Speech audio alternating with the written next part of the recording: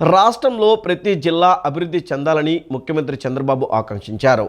ఉత్తరాంధ్రతో పాటు రాష్ట్రంలో కాస్మోపాలిటన్ సిటీగా వృద్ధి చెందుతున్న విశాఖలో కనీసం 5,000 హోటల్ గదులు అందుబాటులో ఉండాలని సీఎం సూచించారు. అదేవిధంగా అనకాపల్లి, అరకు ప్రాంతాలలో కూడా అధునాతన వసతులతో పర్యాటకులకు ఆతిథ్యం కల్పించాలని కలెక్టర్లకు నిర్దేశించారు. 1,00,000 మంది పారిశ్రామికవేత్తలు, 1 ఫ్యామిలీ 1 ఎంటర్‌ప్రెన్యూర్ అనే లక్ష్యాలతో ప్రభుత్వం పనిచేస్తుందని సీఎం వెల్లడించారు. విశాఖలో ఏర్పాటు చేయనున్న రతన్ టాటా ఇన్నోవేషన్ హబ్ను త్వరలో ప్రారంభిస్తామన్నారు. రెండో రోజు సచివాలయంలో నిర్వహించిన కలెక్టర్ల సదస్సులో జోన్ 1 పరిధిలోని 6 జిల్లాలపై సీఎం చంద్రబాబు సమీక్షించారు. కలెక్టర్ల నుంచి 2025-26 యాక్షన్ ప్లాన్ను తీసుకున్న సీఎం జిల్లా స్థాయిలో పాలనపై పలు సూచనలు చేశారు. ముఖ్యంగా టూరిజం రంగంపై ఎక్కువ దృష్టి పెట్టాలని సీఎం కోరారు. తాను 30 ఏళ్లుగా పర్యాటక అభివృద్ధి కోసం మాట్లాడుతున్నానని, అప్పుడు తన మాటలను అర్థం చేసుకొని కమ్యూనిస్టులు కూడా ఇప్పుడు టూరిజంపై తనతో ఏకీభవిస్తున్నారని ముఖ్యమంత్రి చంద్రబాబు చెప్పారు. నిన్న తెలంగాణ అసెంబ్లీలో చర్చ సందర్భంగా సిపిఐ ఎమ్మెల్యే కూనంనేని సాంబశివరావు మాట్లాడిన విషయాన్ని చంద్రబాబు ప్రస్తావించారు. ఉత్తరాంధ్రలో ముఖ్యంగా విశాఖ, అనకాపల్లి, అల్లూరు జిల్లాలో పర్యాటక అభివృద్ధిపై దృష్టి పెట్టాలని సీఎం సూచించారు. కొత్తగా ఏర్పడిన అనకాపల్లి, అల్లూరి, పార్వతీపురం, మన్యం జిల్లాల్లో కలెక్టర్లతో పాటు ఇతర ప్రభుత్వ కార్యాలయాల నిర్మాణానికి నిధులు కేటాయిస్తామని తెలిపారు. పాత జిల్లా కేంద్రాలతో సమానంగా కొత్త జిల్లా జిల్లాలు అభివృద్ధి చెందాలని సీఎం సూచించారు. అల్లూరు జిల్లాను పూర్తిగా సేంద్రియ సేద్యం దిశగా ప్రోత్సహించాలని, విశాఖ, అనకాపల్లి జిల్లాలు పారిశ్రామికంగా అభివృద్ధి చెందేలా కలెక్టర్లు యాక్షన్ ప్లాన్ అమలు చేయాలన్నారు. తలసరి ఆదాయంలో విశాఖ జిల్లా రాష్ట్రంలోనే తొలి స్థానంలో ఉందని ముఖ్యమంత్రి చంద్రబాబు ప్రశంసించారు. రాష్ట్ర సగటు కన్నా విశాఖ ఎక్కువ తలసరి ఆదాయం సాధిస్తోందని ముఖ్యమంత్రి చంద్రబాబు అభినందించారు. విశాఖ తర్వాత అనకాపల్లి, అల్లూరు జిల్లాలు నిలుస్తున్నాయన్నారు. ఉత్తరాంధ్రలోని శ్రీకాకుళం జిల్లా తలసరి ఆదాయంలో బాగా వెనుకబడిందని ముఖ్యమంత్రి చంద్రబాబు ఆవేదన వ్యక్తం చేశారు. ఈ జిల్లాలో వ్యవసాయ, పారిశ్రామిక రంగాలను ప్రోత్సహించి ప్రజల జీవన ప్రమాణాలను పెంచాల్సిన అవసరం ఉందని ముఖ్యమంత్రి చంద్రబాబు సూచించారు. వచ్చే ఏడాదిలోగా నియోజకవర్గానికి ఒక ఇండస్ట్రియల్ పార్క్ ఏర్పాటు చేయాలని ముఖ్యమంత్రి చంద్రబాబు కలెక్టర్లను సూచించారు. 1,00,000 మంది పారిశ్రామికవేత్తలు, 1 ఫ్యామిలీ 1 ఎంటర్‌ప్రెన్యూర్ అనే లక్ష్యాలతో ప్రభుత్వం పనిచేస్తోందని సీఎం వెల్లడించారు. విశాఖలో ఏర్పాటు చేయనున్న రతన్ టాటా ఇన్నోవేషన్ హబ్ను త్వరలో ప్రారంభిస్తామన్నారు. మీ అందరి రోల్ ఉంది ఆ జిల్లా భవిష్యత్తు పైన. అందుకే ఇటు మంత్రులున్నా, అటు ఇన్ఛార్జ్ సెక్రటరీస్ ఉన్నా, అటు జోనల్ ఇన్ఛార్జ్ ఉన్నా, కలెక్టర్స్ ఉన్నా, జిల్లా అడ్మినిస్ట్రేషన్ అందరి రోల్ ఉంది. ఇక్కడికి వచ్చినప్పుడు బ్రాడ్ గా మీరు చూస్తే ఈ రోజు రాష్ట్రంలో ఈ సంవత్సరం మనం టార్గెట్ పెట్టుకున్నది 3,11,004 రూపాయలు పర్ క్యాపిటల్ ఇన్కమ్ యావరేజ్. ఈ సంవత్సరం మనం గ్రో అయింది 12.02%. ఇప్పుడు మీరందరూ నాకు అన్ని విషయాలు చెప్పారు, కానీ ఇక్కడ నేను అన్ని మా ఫైనాన్స్ కూడా ఇవ్వకపోతే, ప్లానింగ్ కూడా ఇవ్వకపోతే నేను ఇప్పుడు రాసుకుంటా కూర్చున్నాను. మొత్తం డేటా అంతా, వచ్చిన డేటా అంతా. శ్రీకాకుళం ఇప్పటికే ఆ జిల్లాల్లో మీరు చూస్తే 6 జిల్లాల్లో highest per capital income Visakhapatnam, second highest per capital income Anakapalli. ఈ ప్రజలకు కూడా వెళ్ళాలి, వాళ్ళు కూడా స్ఫూర్తి రావాలి, మీలో కూడా చైతన్యం రావాలి. విశాఖపట్నం ఈ సంవత్సరానికి మనం 4,86,235 నుంచి 5,32,893 రూపాయలు పర్ క్యాపిటల్ ఇన్కమ్ పెరుగుతుంది. Highest in the state Visakhapatnam. ఆంధ్రప్రదేశ్లో 5 లక్షల పైన ఉండే మొదటి రాష్ట్రం, మొదటి జిల్లా Visakhapatnam. Congratulation that district deserve. Visakhapatnam రాబోయే రోజుల్లో అనేకమైన ప్రణాళికలు తయారు చేశాం. విశాఖపట్నం ఆ జోన్లో మెయిన్ సెంటర్గా ఉండి 5 జిల్లా హెడ్ క్వార్టర్స్ ఉన్నాయి. ఇది కాకుండా 6 ఆ జిల్లాలు ప్రత్యేకంగా 6 వచ్చాయి, ఇంకా 5 ఉన్నాయి. ఎటు చూసినా ఒక మాండ్యం లేకుంటే అరకు, ఈ రెండు కొంచెం టైం తీసుకుంటుంది, కానీ ఇక్కడ అన్నిటికీ less than an hour journey. Srikakulam 1 hour, Vizianagaram 1/2 hour 45 minutes, Anakapalli 45 minutes. ఇది ఉన్నప్పుడు విశాఖపట్నం ఒక హబ్ గా తయారు కావాలంటే కనీసం ఒక 5,000 రూమ్స్ ఉండాలి. అనకాపల్లి కూడా హోటల్స్ ఉండాలి, విజయనగరంలో ఉండాలా, విశాఖపట్నం, శ్రీకాకుళం ఉండాలి, నైట్ హాట్ అక్కడే ఉండాలి, ఇక్కడ రాకూడదు. అదే మరిగా అరకు, ఇవన్నీ కూడా రావాలి. కాన్స్టిట్యున్సీ వారిగా విశాఖపట్నం మీ దగ్గర బిల్డింగ్ రెడీగా ఉంటే రెడీగా ఉందో ఒక చెప్పాం మీకు విశాఖపట్నంలో చూడమని. ఏది రతన్ టాటా ఇన్నోవేషన్ రెడీ ఉంది సార్. బిఎంఆర్టీఏలో మనకి 50,000 స్క్వేర్ ఫీట్ ఉంది సార్, రెడీగా సరిపోతుంది. You take it up immediately, you start it. అందుకే ఇప్పుడు రెడీ చేస్తారు, విల్ స్టార్ట్ ఇట్. కేంద్ర ప్రభుత్వం తీసుకువస్తున్న వక్ఫ్ చట్ట సవరణ బిల్లుకు నిరసనగా రంజాన్ మాసం సందర్భంగా రాష్ట్ర ప్రభుత్వం రేపు ఇస్తున్న ఇఫ్తార్ విందును బహిష్కరిస్తున్నట్లు జమాతే ఇస్లామీ హిందూ రాష్ట్ర అధ్యక్షులు రఫీక్ అహ్మద్, మజ్లిస్ ఉలేమా వై ఐమా ఉమ్మడి కృష్ణా జిల్లా ప్రధాన కార్యదర్శి ఎండి యాసఫ్ అలీ కాసిమీ తెలిపారు. వక్ఫ్ సవరణ చట్టాన్ని నిరసిస్తూ ఈ నెల 29న ధర్నా చౌక్లో శాంతియుతంగా మహాధర్నా నిర్వహిస్తున్నట్లు ప్రకటించారు. సీఎం చంద్రబాబు దీనిపై స్పందించి వక్ఫ్ సవరణ బిల్లు ఆమోదం కాకుండా తిరస్కరించాలని, రాష్ట్ర శాసనసభలో వక్ఫ్ సవరణ బిల్లును వ్యతిరేకిస్తూ తీర్మానం చేయాలని డిమాండ్ చేశారు. విజయవాడలోని జమాతే ఇస్లామీ హింద్ రాష్ట్ర కార్యాలయంలో వక్ఫ్ సవరణ బిల్లుకు వ్యతిరేకంగా విలేకరుల సమావేశాన్ని నిర్వహించారు. జమాతే ఇస్లామీ హింద్ రాష్ట్ర అధ్యక్షులు రఫీక్ అహ్మద్, మజ్లిస్ ఉలేమా వైమా ఉమ్మడి కృష్ణా జిల్లా ప్రధాన కార్యదర్శి MD Yusuf Ali Qasmi, Muslim joint action committee convener Munir Ahmed, Ahle Sunnat wal Jamaat ప్రతినిధి ముక్తార్ అలీ, అహలే హదీస్ నగర అధ్యక్షుడు మౌలానా నసీర్ అహ్మద్ ఉమ్రీ, తబ్లిక్ జమాత్ అధ్యక్షుడు జనాబా అక్బర్ సాబ్, స్టూడెంట్స్ ఇస్లామిక్ ఆర్గనైజేషన్ అధ్యక్షుడు ఫహద్ తదితరులు పాల్గొన్నారు. ఈ సందర్భంగా రఫీక్ అహ్మద్, యూసఫ్ అలీ మాట్లాడుతూ రాష్ట్ర ప్రభుత్వం రేపిస్తున్న ఇఫ్తార్ విందును బహిష్కరిస్తున్నట్లు చెప్పారు. ప్రభుత్వానికి, ముఖ్యమంత్రికి తాము వ్యతిరేకం కాదని, వక్ఫ్ సవరణ బిల్లుకు తాము వ్యతిరేకమని, ఆ బిల్లుపై ముస్లింలకున్న కోపాన్ని, నిరసనను తెలియజేసేందుకే తాము ఇఫ్తార్ విందును బహిష్కరిస్తున్నామని చెప్పారు. ముఖ్యమంత్రి ఇఫ్తార్ విందులో ఏర్పాటు చేసి ముస్లింల పట్ల ప్రేమ చూపిస్తూ మరోపక్క బీజేపీ ప్రవేశపెట్టిన ముస్లిం నల్ల చట్టాలకు జై కొట్టడం ఏమాత్రం సమర్థనీయం కాదన్నారు. కోట్లాది రూపాయలు విలువైన వక్ఫ్ ఆస్తులను అంబానీలకు కట్టబెట్టేందుకు కేంద్రం కుట్ర పన్నుతోందని ఆరోపించారు. వక్ఫ్ కమిటీలలో అన్యమతస్థులను ఏ విధంగా నియమిస్తారని ప్రశ్నించారు. ముఖ్యమంత్రి చంద్రబాబు దీనిపై మౌనంగా ఉండడం దేనికి నిదర్శనమో తెలియచేయాలని, ఇప్పటికైనా ముఖ్యమంత్రి స్పందించి వక్ఫ్ సవరణ బిల్లు ఆమోదం కాకుండా తిరస్కరించాలన్నారు. రాష్ట్ర శాసనసభలో వక్ఫ్ సవరణ బిల్లును వ్యతిరేకిస్తూ తీర్మానం చేయాలని డిమాండ్ చేశారు. ముస్లిం హక్కులను కలరాస్తూ మత విశ్వాసాలు, ధార్మిక నమ్మకాలపై దాడి చేస్తున్న బీజేపీ ప్రభుత్వం అనుసరిస్తున్న ముస్లిం వ్యతిరేక చర్యలను ఖండించవలసిన సమయం ఆసన్నమైందని పేర్కొన్నారు. రాష్ట్రంలోని ముస్లిం సోదరులెవరూ ప్రభుత్వం ఇచ్చే ఇఫ్తార్ విందుకు హాజరు కావద్దని, ఈ నెల 29న ధర్నా చౌక్లో ఉదయం 9 గంటల నుంచి మధ్యాహ్నం 1 గంట వరకు నిర్వహించే శాంతియుత మహాధర్నాకు ముస్లిం సోదరులందరూ హాజరు కావాలని పిలుపునిచ్చారు. రూపుమాపి ముస్లింల యొక్క హక్కుల్ని ఛిద్రం చేయడానికి జరిగే కుట్ర అని చాలా స్పష్టంగా అర్థమవుతోంది. కనుక ఇక్కడ మేము ఏ పార్టీకి వ్యతిరేకంగా కానీ, లేదంటే ఏ పార్టీని విమర్శించడానికి కానీ ఈ మీటింగ్ పెట్టడం జరగలేదు. ఆల్ ఇండియా ముస్లిం పర్సనల్ లా బోర్డు పిలుపు మేరకు ముస్లింల యొక్క హక్కులు ఏవైతే రాజ్యాంగం కల్పించిందో ఆ హక్కులకు విఘాతం కలుగుతోంది. దానికోసం గళం ఇప్పడానికి మాత్రమే ఇక్కడ మేము కూర్చోవడం జరిగింది. దీని ప్రకారంగా వక్ఫ్ సమస్య ఏదైతే ఉందో ఇది రాజ్యాంగం ఇచ్చినటువంటి స్ఫూర్తికి విరుద్ధం కాబట్టి దీన్ని ముస్లింల యొక్క మతపరమైనటువంటి సమస్యగా కాకుండా దేశ ప్రేమికులు, ప్రజాస్వామ్యవాదులు, లౌకికవాదులు, రాజ్యాంగాన్ని ప్రేమించేటువంటి ప్రతి ఒక్కరు కూడా ఈ సవరణ బిల్లుని వ్యతిరేకించడానికి మాతో సహకరించాలని చెప్పి మేము ఈ సందర్భంగా పిలుపునిస్తున్నాం. ఎందుచేతనంటే ఇది ఈరోజు ముస్లింలకు సంబంధించిన వ్యవహారంగా అందరూ చూసినట్లయితే రేపు అన్ని మతాలకు సంబంధించి ఇలాంటి బిల్లులు కనుక వచ్చినట్లయితే అన్ని మతాలు కూడా సంకటంలో పడతాయి. कृष्णा ज़िला और ख़ास तौर पर विजयवाड़ा के शहर के मुसलमानों को पुरज़ोर अपील करता हूं कि 29 का जो हमारा धरना होने जा रहा है सुबह 9 से लेकर 1 बजे तक, उसमें भारी तादाद में साथी वहाँ पहुँचने के बाद कोशिश करें कि धरना को कामयाब करें। दूसरी बात, मैं हमारे जो मौजूदा सीएम साहब चंद्रबाबू नायडू से गुजारिश है मेरी, पूरे मुसलमानों की तरफ से, all India Muslim personal law board के ज़िम्मेदारों की तरफ से, जमीयत उलमा हिंद के ज़िम्मेदारों की तरफ से और जितनी बड़ी तंजीमें जमात इस्लामी वगैरह की तरफ से, हम हमेशा से आपको एक अच्छे चीफ मिनिस्टर के रूप में हम देखते हैं, आज भी जानते हैं। हम सब मुसलमान आपके साथ पहले हैं, अब भी हैं, मगर इस कानून में आपके साथ में नहीं हैं।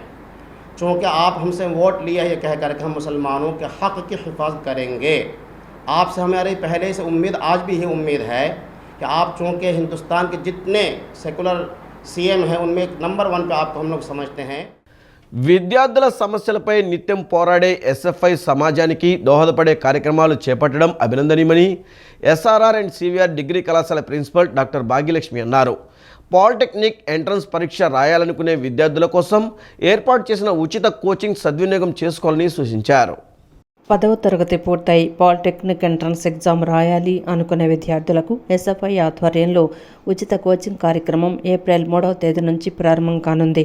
ఈ నేపథ్యంలో ఎస్ఆర్ఆర్ అండ్ సిబిఆర్ కళాశాల ప్రాంగణంలో పోస్టర్ ఆవిష్కరణ జరిగింది. డిగ్రీ కళాశాల ప్రిన్సిపల్ డాక్టర్ భాగ్యలక్ష్మి పోస్టర్లను ఆవిష్కరించారు. అనంతరం మీడియాతో మాట్లాడుతూ ప్రతి ఏటా 10వ పాలిటెక్నిక్కు వెళ్లే విద్యార్థుల కోసం ఎస్ఎఫ్ఐ ఉచిత కోచింగ్ నిర్వహించడం అభినందనీయమన్నారు. బయట కోచింగ్ సెంటర్లకు వెళితే చాలా డబ్బులు వెచ్చించాల్సి ఉంటుందని, అటువంటి కోచింగ్ ఉచితంగా అందించడం సంతోషకరమన్నారు. విద్యార్థులు ఈ అవకాశాన్ని సద్వినియోగం చేసుకోవాలని కోరారు. నిజంగా బయట జాయిన్ అయినట్లయితే చాలా thousands of rupees they have to spend. కానీ వీళ్ళు ఉచితంగా ఇస్తున్నారు అంటే వీళ్ళకి నిజంగా మంచి ఫ్యాకల్టీ ఉన్నారు. ఆ ఫ్యాకల్టీ అందరూ కూడా 9 o'clock నుంచి 4 o'clock వరకు కూడా వారి యొక్క నాలెడ్జ్ అంతా కూడా షేర్ చేసుకొని ఎగ్జామ్లో ఆ యొక్క ఆబ్జెక్టివ్ టైప్ క్వశ్చన్స్ని ఎలా ఆన్సర్ చేయాలి అనేటువంటిది వాళ్ళకి కోచింగ్ ఇవ్వడం జరుగుతుంది. కాబట్టి ఈ అవకాశాన్ని 10th క్లాస్ కంప్లీట్ చేసుకున్నటువంటి స్టూడెంట్స్ అందరూ కూడా విజయవాడ పరిసర ప్రాంతాల్లో ఉన్న వాళ్ళందరూ కూడా ఉపయోగించుకొని వాళ్ళ యొక్క బంగారు భవిష్యత్తును నిర్మించుకోవాలి. అలాగే దీనికి పాటుపడుతున్నటువంటి వారందరికీ కూడా మా యొక్క ధన్యవాదాలు తెలియజేస్తూ ఉన్నాము.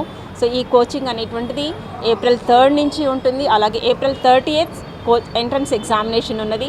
కాబట్టి ఈ 20 days ఆ 27 days అనేటువంటిది వెరీ క్రూషియల్. సో ఆ యొక్క కోచింగ్ని వాళ్ళు పిల్లలందరూ కూడా సద్వినియోగం చేసుకోవాల్సిందిగా కోరుచు. డిగ్రీ కళాశాలలో ఇక్కడ మేనేజ్మెంటు ప్రిన్సిపల్ గారు కానీ వీళ్ళందరూ కూడా సహకారంతో మనం ఈ కోచింగ్ సెంటర్ అనేది స్టార్ట్ చేస్తూ ఉన్నాం. నిష్ణాతులైనటువంటి ఉపాధ్యాయుల చేత ఇక్కడ క్లాసులు నిర్వహిస్తూ ఉన్నాం. దాదాపు ఈ 27 రోజుల పాటు ఇక్కడే క్లాసులు జరుగుతాయి. వాళ్ళకి మోడల్ ఎగ్జామ్ కూడా ఎట్లా రాయాలి, ఎట్లా ప్రిపేర్ అవ్వాలనే దాని మీద పూర్తి శిక్షణ ఇవ్వడం జరుగుతూ ఉంది. గతంలో కూడా అనేక మందికి మంచి కాలేజెస్లో, గవర్నమెంట్ కాలేజెస్లో కూడా మంచి ర్యాంక్స్ వచ్చి వాళ్ళకి సీట్లు కూడా రావడం జరిగింది. కాబట్టి 10వ తరగతి పరీక్షలు రాస్తున్నటువంటి విద్యార్థులు, తల్లిదండ్రులు ఈ అవకాశాన్ని వినియోగించుకొని టెక్నికల్ ఎడ్యుకేషన్లో అనేకమైనటువంటి ఆపర్చునిటీస్ ఉన్నాయి. వాటన్నిటిని కూడా ఉపయోగించుకునే దానికోసం, మంచి కాలేజీలో సీట్ వచ్చేదానికోసం ఈ కోచింగ్ సెంటర్ను ఉపయోగించుకొని మీ బంగారు భవిష్యత్తుకి బాటలు వేయాలని చెప్పి భారత విద్యార్థి ఫెడరేషన్ ఎస్ఎఫ్ఐగా కోరుతా ఉన్నాం. శ్రీరామనామాన్ని గొంతెత్తి చాటి హిందూ ఐక్యతను ప్రదర్శించే సమయం ఆసన్నమైందని శైవక్షేత్ర పీఠాధిపతి శివస్వామి అన్నారు. శ్రీరామనవమి సందర్భంగా April 6న విజయవాడ మహానగరంలో భారీ బైక్ ర్యాలీ నిర్వహించనున్నట్లు ఆయన తెలిపారు. హిందూ బంధువులు పెద్ద ఎత్తున ఈ ర్యాలీలో పాల్గొని రామభక్తిని చాటి చెప్పాలని ఆయన పిలుపునిచ్చారు. సత్యనారాయణపురంలోని ఆంజనేయ స్వామి వారి ఆలయంలో ఏర్పాటు చేసిన సమావేశంలో శివస్వామి మాట్లాడుతూ శ్రీరామనవమి సందర్భంగా ప్రతి ఏడాది లాగానే ఈ ఏడాది కూడా శ్రీరామనవమి శోభాయాత్ర భారీ బైక్ ర్యాలీని నిర్వహిస్తున్నట్లు చెప్పారు. April 6 సాయంత్రం ఈ ర్యాలీ జరుగుతుందని వెల్లడించారు. ఈ శోభాయాత్ర BRTS రోడ్డులోని రామ్కోటి నుండి ప్రారంభమై నగర వీధుల్లో వైభవంగా సాగనుందన్నారు. నాగలింగం శివాజీ ఆధ్వర్యంలో ఈ ర్యాలీకి విస్తృత ఏర్పాట్లు జరుగుతున్నాయని చెప్పారు. హిందూ బంధువులు, భక్తులు పెద్ద సంఖ్యలో పాల్గొని రామభక్తిని ప్రదర్శించాలని శివస్వామి పిలుపునిచ్చారు. శ్రీరాముడి భక్తి నేడు సమాజానికి మార్గదర్శకంగా నిలవాలని, భక్తిభావం, ఆత్మగౌరవం కలిసిన ఈ యాత్ర విజయవంతం కావాలని ఆకాంక్షించారు. జై శ్రీరామ్ నినాదాలతో విజయవాడ వీధులు మారుమోగాలని ఆయన పేర్కొన్నారు. శ్రీరామనవమి సందర్భముగా విజయవాడ మహానగరంలో శ్రీరామ శోభాయాత్ర బైక్ ర్యాలీని గత సంవత్సరం లాగానే ఈ సంవత్సరం కూడా అత్యంత వైభవపేతంగా నిర్వహించడానికి సిద్ధం చేస్తున్నాం. 6వ తారీఖున ఆదివారం సాయంత్రం 4 గంటలకి రామకోటి ఆదిశంకర సర్కిల్ దగ్గర నుంచి ఈ బైక్ ర్యాలీ ప్రారంభమవుతుంది. విజయవాడ పురవీధుల్లో జై శ్రీరామ్ అనే నినాదాలతో రామ భక్తిని, రామ స్ఫూర్తిని, రామ చైతన్యాన్ని, రామనామాన్ని జపించుకుంటూ హిందువులంతా ముందుకు సాగాలని చెప్పేసి శుభ ఆహ్వానం పలుకుతున్నాం. అందరూ కూడా ఈ బైక్ ర్యాలీలో పాల్గొని సీతారామ చంద్రుడి యొక్క ఆశీర్వాద అనుగ్రహాన్ని పొంది తరించవలసిందిగా కోరుకుంటూ మాన్యశ్రీ నాగలింగం శివాజీ గారి యొక్క ఆధ్వర్యంలో వారి యొక్క మిత్రుల యొక్క సంకల్పముగా సమిష్టిగా ఈ కార్యక్రమానికి రూపకల్పన జరిగింది. అందరికీ శుభ ఆహ్వానం. జై శ్రీరామ్. శ్రీరామనవమి నాడు BRTS road Sharada college centre నుండి అత్యంత వైభవంగా శ్రీరామ శోభాయాత్ర నిర్వహిస్తున్నాం. ఈ కార్యక్రమంలో వేలాది మంది హిందువులు పాల్గొనవలసిందిగా కోరుతున్నాం. కుటుంబ సమేతంగా ప్రతి సంవత్సరం నిర్వహించే విధంగా ఈ సంవత్సరం కూడా మన శారదా కాలేజ్ సెంటర్లో స్టార్ట్ అయ్యి శివాజీ కేప్ నుంచి శివాలయం వీధి, శివాలయం నుంచి గవర్నమెంట్ ప్రెస్ నుంచి Singh Nagar Krishna hotel centre, IBM college దగ్గర ఈ శోభాయాత్ర ముగుస్తుంది. జై శ్రీరామ్. వక్ఫ్ సవరణ బిల్లుపై సీఎం చంద్రబాబు తన వైఖరి స్పష్టం చేయాలని ఆంధ్రప్రదేశ్ వక్ఫ్ ప్రొటెక్షన్ జేఏసీ నేతలు డిమాండ్ చేశారు. ముస్లిం మైనార్టీల హక్కులను పరిరక్షించకుండా కేవలం ఇఫ్తార్ విందుల పేరుతో ముస్లింలను మభ్యపెట్టే ప్రయత్నం చేస్తున్నారని మండిపడ్డారు. ఈ నెల 27న ఆంధ్రప్రదేశ్ ప్రభుత్వం నిర్వహిస్తున్న ఇఫ్తార్ విందులను కూడా బహిష్కరిస్తున్నట్లు ప్రకటించారు. బీజేపీ ప్రభుత్వం వక్ఫ్ చట్ట సవరణ బిల్లును అమలు చేయడానికి పార్లమెంట్లో దూకుడుగా వ్యవహరిస్తూ ఉండడాన్ని ఆంధ్రప్రదేశ్ వక్ఫ్ ప్రొటెక్షన్ జేఏసీ తీవ్రంగా వ్యతిరేకించింది. గాంధీనగర్ ప్రెస్ క్లబ్లో ఏర్పాటు చేసిన విలేకరుల సమావేశంలో జేఏసీ నేతలు మాట్లాడుతూ ముఖ్యమంత్రి నారా చంద్రబాబు నాయుడు వక్ఫ్ బిల్లుపై స్పష్టమైన వైఖరి ప్రకటించాలని డిమాండ్ చేశారు. ముస్లిం మైనార్టీల హక్కులను పరిరక్షించకుండా కేవలం ఇఫ్తార్ విందుల పేరుతో ముస్లింలను మభ్యపెట్టే ప్రయత్నం చేస్తున్నారని మండిపడ్డారు. ఇటీవల బీహార్లో నితీష్ కుమార్ ఇచ్చిన ఇఫ్తార్ విందును ముస్లిం సంఘాలు తిరస్కరించినట్లే ఆంధ్రప్రదేశ్ ప్రభుత్వం నిర్వహిస్తున్న ఇఫ్తార్ విందులను కూడా బహిష్కరిస్తున్నట్లు ప్రకటించారు. రంజాన్ సందర్భంగా ముస్లింలకు ప్రత్యేకంగా ఇచ్చిన హామీల్లో ఏ ఒక్కటి కూడా అమలు చేయకుండా రాష్ట్ర ప్రభుత్వం ఇఫ్తార్ విందుల కోసం 1.50 కోట్లు ఖర్చు చేయడాన్ని వ్యతిరేకిస్తున్నామన్నారు. ముఖ్యమంత్రి చంద్రబాబు నాయుడు ముస్లిం మైనార్టీల మనోభావాలను గౌరవించి సరైన నిర్ణయం తీసుకోవాలని కోరారు. క్వశ్చన్ చేసేదానికి ఇది మీకు ఉందా లేదా అనేటువంటి ఆ ప్రశ్న ఏదైతే ఉందో, అంటే యూజర్ రైట్ ఏదైతే ఉంటుందో ఆ రైట్ని తుంగలో తెక్కేసి ప్రతి ఒక్క వక్ఫ్ ప్రాపర్టీని ప్రశ్నార్థకం చేసేదానికి చేస్తున్నటువంటి కుట్ర ఇది.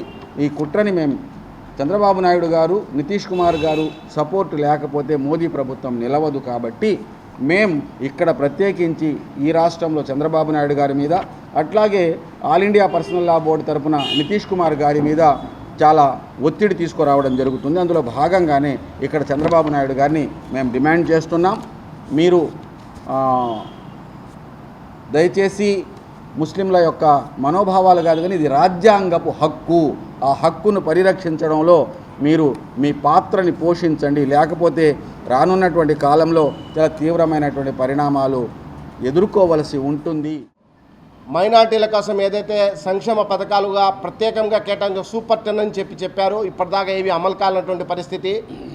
కాబట్టి ఇలాంటి నేపథ్యంలో ఈ విందువులు, ఈ షేర్వానీలు వేసుకోవడం, టోపీలు తగిలించడం, అత్తర్ తగిలించడం ఇట్లాంటి చేయడం వల్ల ముస్లిం సమాజం హర్షించదు. అందుకే రాష్ట్రంలో రేపు ఇచ్చేటటువంటి విందుకు కానివ్వండి, రేపు జిల్లాల వారీగా ఇస్తున్నటువంటి విందుకు కానివ్వండి, మేము మొత్తం కూడా వక్ఫ్ ప్రొటెక్షన్ జేఏసీగా మేము దీన్ని తీవ్రంగా వ్యతిరేకిస్తున్నాం. వీటన్నిటిని బైకాట్ చేయాలని చెప్పి మేము ఒక తీర్మానం చేసుకున్నాం. కాబట్టి మీరందరూ కూడా దయచేసి ఈ అంశాన్ని నారా చంద్రబాబు నాయుడు దృష్టికి తీసుకెళ్ళాలి. ముస్లింల యొక్క మనోభావాలు, వాళ్ళ యొక్క ఆవేదన ఏదైతే ఉందో అది ఆయన అర్థం చేసుకుని తగిన విధంగా ఆయన స్పందించాలని చెప్పి సరైన నిర్ణయం తీసుకోవాలని చెప్పి ఆశిస్తున్నాం. చిరు వ్యాపారులు హాకర్లపై అధికార పక్షం రాష్ట్ర ప్రభుత్వం కత్తిగట్టిందేమోనని అనిపిస్తుందని సిపిఎం నాయకులు దోనేపూడి కాశీనాథ్ అన్నారు. విజయవాడ బీసెంట్ రోడ్ ఒక్కటే కాదు, నగరంలోని ఇతర హాకర్లపై ఇదే విధంగా పూనుకుంటుందా అని ప్రశ్నించారు.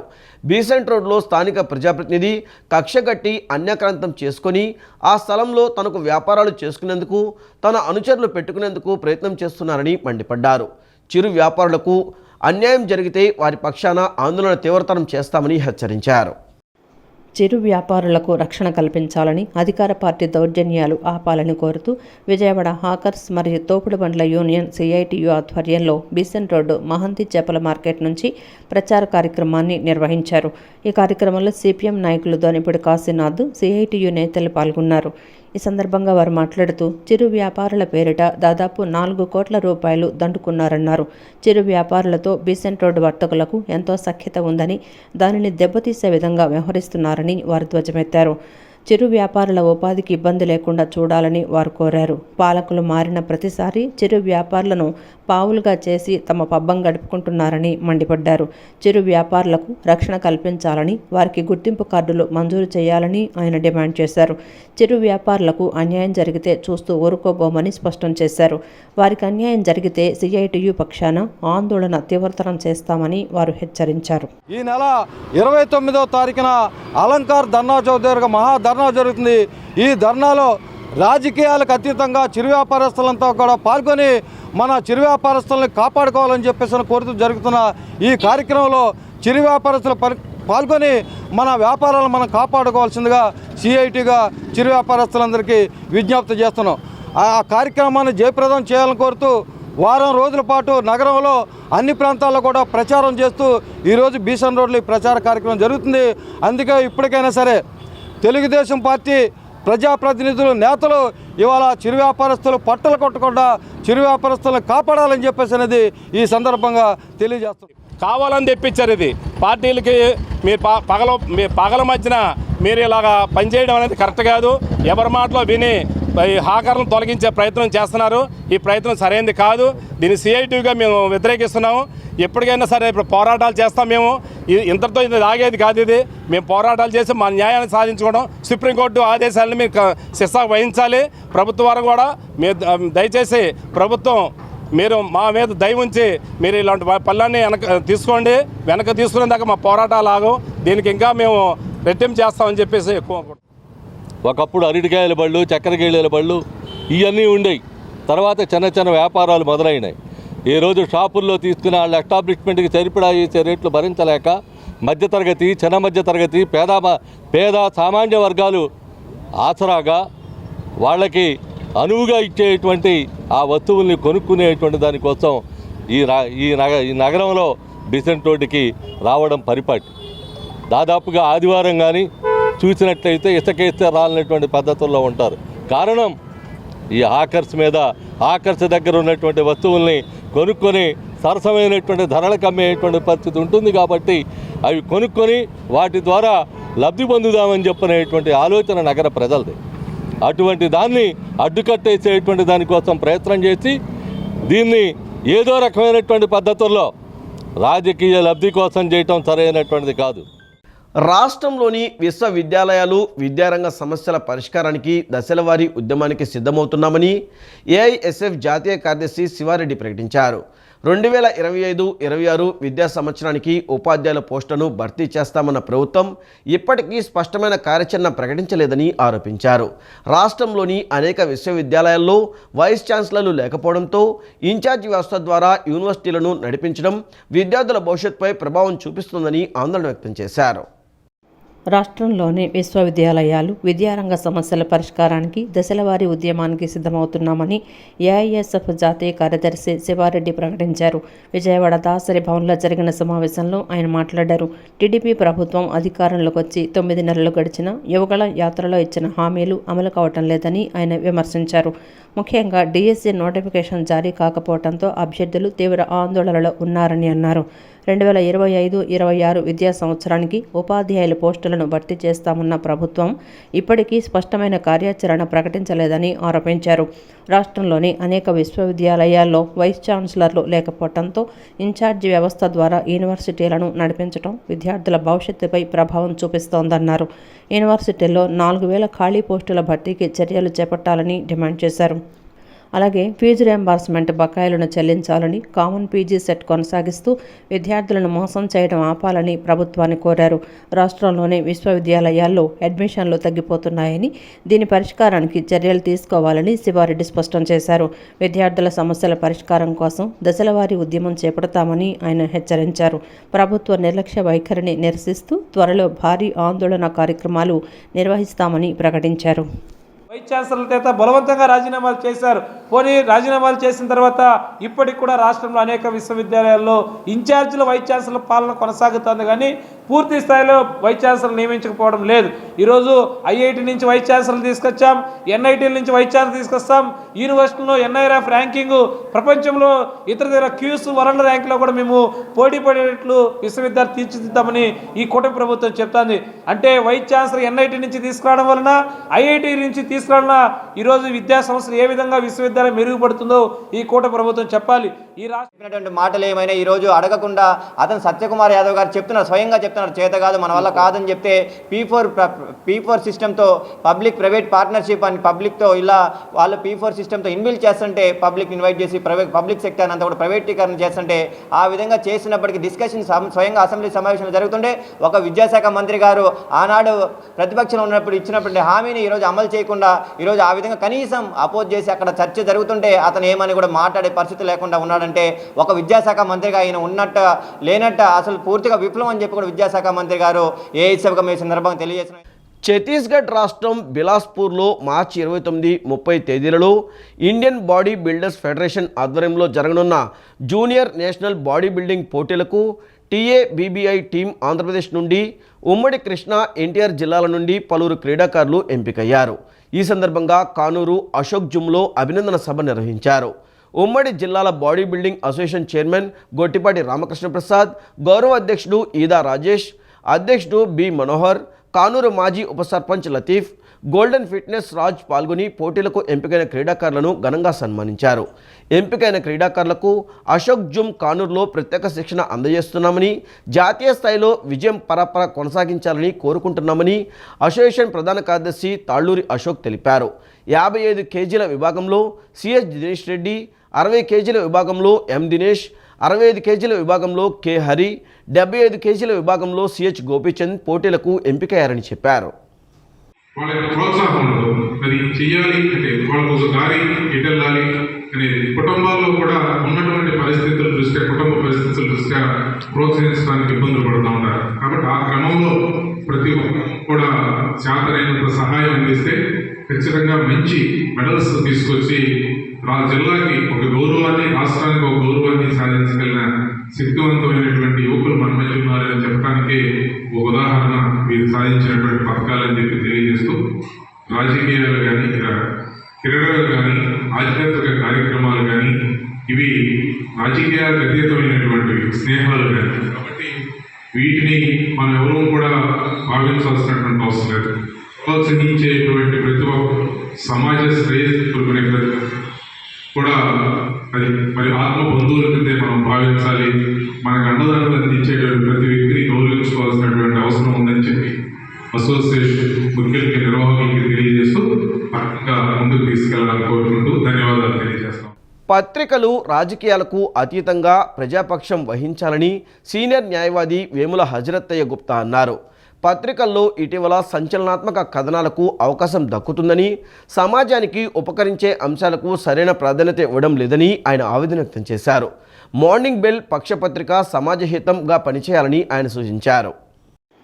సీనియర్ జర్నలిస్ట్ ప్రిన్స్ జడ్డయ్య వంజా నేతృత్వంలో మార్నింగ్ బెల్స్ తెలుగు పక్షపత్రిక ఆవిష్కరణ గవర్నర్పేటలోని బుక్ ఫెస్టివల్ సొసైటీ భవనంలో జరిగింది. ఈ కార్యక్రమంలో సీనియర్ న్యాయవాది వేముల హజరత్తయ్య గుప్తా, పోలవరపు సాంస్కృతిక సమితి ప్రతినిధి గోళ్ల నారాయణరావు, కవి రచయిత doctor M Prabhakar, Lions club multiple council chairperson Damarla Srishanti ఈ కార్యక్రమంలో పాల్గొని మార్నింగ్ బెల్స్ పక్షపత్రికను ఆవిష్కరించారు. అనంతరం ఏర్పాటైన సభలో వేముల హజరత్తయ్య గుప్తా మాట్లాడుతూ పత్రికలు సమాజహితంగా పనిచేయాలని సూచించారు. ఇటీవల కాలంలో పత్రికలను పరిశీలిస్తే నేర వార్తలకు, సంచలనాత్మక వార్తలకు ఎక్కువ ప్రాధాన్యం ఇస్తున్నారని ఆవేదన వ్యక్తం చేశారు. సమాజానికి ఉపయోగపడే వార్తలకు, సాహితీ విలువలు ఉన్న వార్తలకు పత్రికల్లో చోటు దక్కటం లేదని అసంతృప్తి వ్యక్తం చేశారు. మార్నింగ్ బెల్స్ పత్రిక సమాజహితంగా పనిచేయాలని గుప్తా ఆకాంక్షించారు. ఒక్కరు కూడా కేవలం ఏదో ఒక పార్టీనో లేకపోతే ఒక సంస్థను నమ్ముకొని ముందుకు పోకుండా ప్రజలందరికీ సమస్యల్ని దృష్టిలో పెట్టుకొని అలాగే అన్ని రంగాల్ని కవర్ చేసుకుంటూ, ముఖ్యంగా మీరు చూస్తే ఒక్కోసారి కోట్లాది రూపాయల సేవ జరిగినా కూడా 2 లైన్లు 3 లైన్లు అట్లా వస్తూ ఉంటాయి. అలాగే పెద్ద సాహితీ సభ జరిగినా ఏదో చిన్న అంశంగా దాన్ని రాయటం జరుగుతుంది. అదే ఎవరు దొంగతనం చేశారంటే మాత్రం 3-4 పారాగ్రాఫ్లు వస్తూ ఉంటాయి. అట్లా ఎందుకు చెప్తున్నా అంటే, ఇది మనకి సమాజంలో కుళ్ళుని ఎత్తి చూపిస్తూనే అది ప్రాపకం కాకుండా చూసుకోవాల్సినటువంటి అవసరం ఉంది. అలాగే ఎవరైనా ఉన్నతాధికారి అయినా, రాజకీయ నాయకుడైనా, ఎవరైనా వాళ్ళ లోపాలు ఏమైనా ఉంటే వాళ్ళకి తట్టి చెప్పే రకంగా ఉండాలి, కానీ వారిని భుజాన్ని వేసుకొని ముందుకు వెళ్లే రకంగా ఉండకూడదని తెలియజేసుకుంటూ, అనంతరం పత్రికా అధినేత ప్రిన్స్ జడ్డయ్య వంజా మాట్లాడుతూ హిందూ పత్రికలో పనిచేసిన తాను 2014లో మార్నింగ్ బెల్స్ దినపత్రికను ప్రారంభించానన్నారు. కొన్ని కారణాల వల్ల దీనిని పక్షపత్రికగా మార్చామని తెలిపారు. ఈ పత్రిక ద్వారా తన ఆకాంక్షలకు అనుగుణంగా సమాజానికి మేలు చేసే వార్తలను అందిస్తామని స్పష్టం చేశారు. తట్టుకుంటూ మొదటగా డైలీ పేపర్గా స్టార్ట్ అయ్యి ఆ తర్వాత ఇబ్బందులతో ఉన్న సమయంలో పక్షపత్రికగా దీన్ని మార్చవలసి వచ్చింది. అప్పటి నుంచి కంటిన్యూగా చేస్తాం. ఈ పత్రిక ద్వారా సమాజానికి ఒక మేలు చేయాలన్న ఉద్దేశంతోనే ఈ పత్రికని చేసాం. ఇది కొన్ని కారణాల వల్ల ఈ పత్రికను మొదలు పెట్టాల్సి వచ్చింది. ఇలాగే మీరందరూ మమ్మల్ని ఆదరించి ఈ పత్రిక ఈ కోస్తా ఆంధ్రాలో మంచి ప్రాచుర్యాన్ని పొందాలి. సమాజంలో జరుగుతున్నటువంటి కుళ్ళును, కుతంత్రాలను, అలాగే మంచిని చేరవేసే విధంగా మేము కట్టుబడి ఉండి ఈ పత్రికను ముందుకు కొనసాగిస్తాం. అలాగే జనం అందరూ మాకు సహకరించాలని చెప్పేసి సభాముఖంగా, మీడియా ముఖంగా కోరుకుంటున్నాం. పాస్టర్ ప్రవీణ్ పగడాల మృతిపై అనుమానాలు ఉన్నాయని association of integrated Christian council జాతీయ అధ్యక్షులు జి హనోక్ అన్నారు. ప్రవీణ్కు జరిగింది రోడ్డు ప్రమాదమా లేక హత్యో తేల్చాలని ప్రభుత్వాన్ని డిమాండ్ చేశారు. గుణదల్లోని వైసీపీ తూర్పు నియోజకవర్గ కార్యాలయంలో ఏర్పాటు చేసిన విలేకరుల సమావేశంలో జి హనోక్ పాస్టర్ బెన్హామ్ మాట్లాడుతూ ప్రవీణ్ను కొంతమంది బెదిరించారని స్వయంగా ఆయనే చెప్పారని గుర్తు చేశారు. సనాతన ధర్మం పేరుతో క్రైస్తవులపై దాడులు చేస్తున్నారని ఆవేదన వ్యక్తం చేశారు. చాగళ్లులో జరిగే క్రైస్తవ సభలకు హాజరయ్యేందుకు రాత్రి ద్విచక్ర వాహనంపై రాజమండ్రి వస్తుండగా ప్రవీణ్ పగడాల అనుమానాస్పద స్థితిలో మృతి చెందారని, ఈ ఘటనకు చంద్రబాబే బాధ్యత వహించాలని అన్నారు. ఘటనపై ఉన్నత స్థాయి ఎంక్వైరీ చేసి క్రైస్తవులపై జరిగే దాడులను అరికట్టాలని డిమాండ్ చేశారు. అని బెదిరింపు కాల్స్ కూడా వచ్చాయని, రెండవదిగా ఆ పాస్టర్ గారే తానే స్వయంగా సోషల్ మీడియాలో నన్ను చంపేస్తామని చెప్పి ఆయనే స్వయంగా కొన్ని రోజుల క్రితమే, అతి కొద్ది రోజుల క్రితమే, 3-4 వారాల క్రితమే ఆయనకి ఫోన్ కాల్స్ వచ్చినట్టుగా ఆయన తన సోషల్ మీడియాలో కూడా చెప్పడం జరిగింది. దానికి ఆధారాలు కూడా ఎన్నో ఉన్నాయి. మరి ఇలాగ ఎందుకు చంపేస్తున్నారు? క్రైస్తవులమైనటువంటి మేము ఎంతోమందికి మేలు చేస్తున్నాము. ఆర్పణ హోమ్ కావచ్చు, లేకపోతే ఏజ్డ్ వృద్ధుల ఆశ్రమం కావచ్చు, కుష్ఠవ్యాధులు కావచ్చు, హ్యాండిక్యాప్డ్స్ కావచ్చు, ఇవన్నీ కూడా జరుగుతున్నటువంటి మేలు చేస్తున్నటువంటి పరిస్థితులలో నాగరికత, విద్య, వైద్యము ఇవన్నీ కూడా క్రైస్తవుల ద్వారా భారతదేశానికి ఎంతో మేలు చేస్తున్నటువంటి మా మీద ఎందుకు కక్ష కట్టారు? సౌమ్యంగా ఉండేటువంటి క్రైస్తవుల మీద మీకెందుకంత వివక్ష? దయచేసి ఈ యొక్క జరిగిన పరిణామాన్ని పూర్తిగా దర్యాప్తు చేసి అక్కడ ఉన్నటువంటి ఎస్పీ గారు నిష్పక్షపాతంగా దర్యాప్తు చేసి ఆ కుటుంబానికి, క్రైస్తవ లోకానికి మేలు చేస్తారని కోరుకుంటున్నాం. అలాగే రేపు రాబోయే రోజుల్లో ఈ యొక్క పరిణామాన్ని దృష్టిలో ఉంచుకొని రేపు గౌరవ డీజీపీ గారిని, హానోక్ గారి సమక్షంలో, అలాగే రాష్ట్ర గవర్నర్ గారిని కూడా మేము కలిసి మెమోరాండం ఇచ్చేటటువంటి కార్యక్రమాలు కూడా ముందు చేస్తామని చెప్పి మనవి చేస్తూ ఈ యొక్క జరిగినటువంటి అంశాన్ని మరి చింతిస్తూ వారి కుటుంబానికి, ఆత్మకు వారి ప్రవీణ్ గారి ఆత్మకు శాంతి కలగాలని కోరుకుంటూ ఈ వార్తలు ఇంతటితో సమాప్తం. నమస్కారం.